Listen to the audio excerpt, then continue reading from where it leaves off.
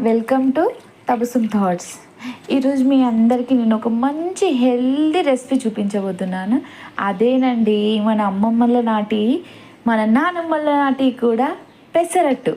ముందుగా మనం పెసర్లు మంచిగా కడుక్కొని పెట్టుకొని దాంట్లో గింతంత కొత్తిమీర, ఒక పచ్చిమిర్చి, అల్లము, పుదీనా, మళ్ళీ కరివేపాకు, జీలకర్ర, ఇంకా కొంచెం ఉప్పు యాడ్ చేసుకుందాం పట్టండి. తర్వాత ఏం చేయాలి, కరివేపాకు కూడా యాడ్ చేసేసుకొని మంచిగా మ్యాజిక్ చేసేయాలండి. మ్యాజిక్ అంటే అదేనండి, మిక్సీ పట్టుకోవాలి. మనకెక్కడ వస్తుంది మ్యాజిక్.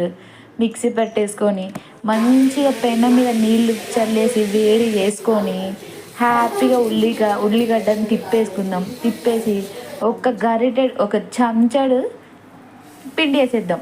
ఏదండి, పెసరట్టు పిండి వేసేసి మంచిగా మనకు వచ్చిన షేప్లోనే తిప్పేద్దాం.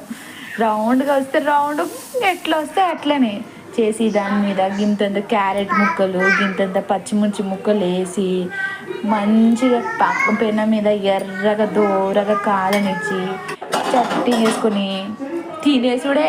దాంతో ఏదైనా హెల్దీగా కారపొడి వేసుకొని తినేసేద్దాం. ఎట్లుందో చెప్పండి.